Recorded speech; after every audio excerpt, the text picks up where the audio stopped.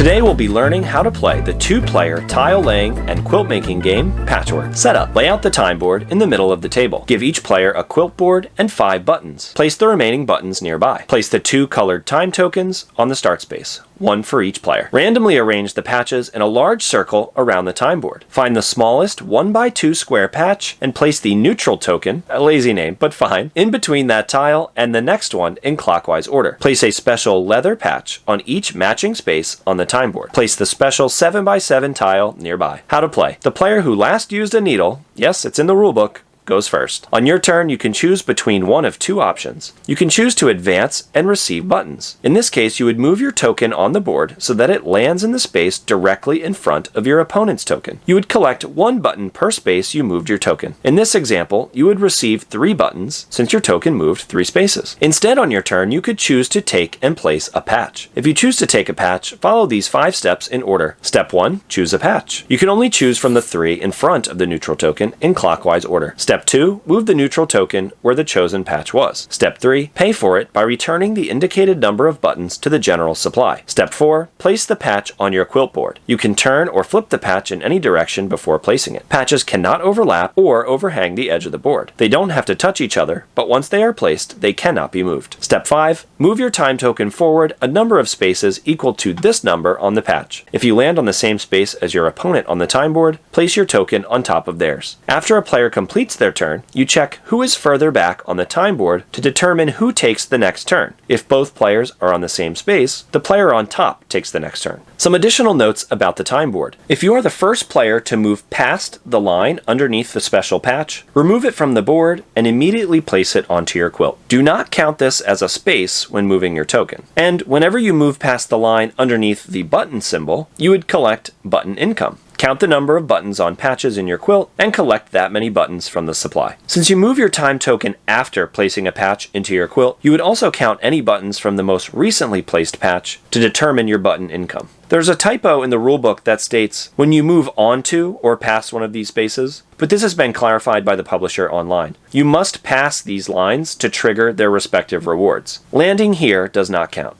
The first player to fill in a 7x7 square of spaces on their quilt board receives the special tile, which is worth 7 points at the end of the game. End of the game. The game ends after both players reach the last space on the time board. If you had moved past the last space, you simply stop there instead. If you had chosen the advance and receive buttons option on your turn, you would collect buttons equal to the actual number of spaces moved. Scoring. Count up the number of buttons you have left in your supply, plus 7 if you were the player to earn the special tile. Then subtract 2 points per empty space on your quilt board. The player with the most points wins. In the event of a tie, whoever reached the last space on the time board first wins. So that's how you play Patchwork. If you're looking for other great 2-player games, check out our playthroughs of 7 Wonders Duel and Agricola All Creatures Big and Small to see if they might be right for you. Thanks for watching, and we'll see you next time.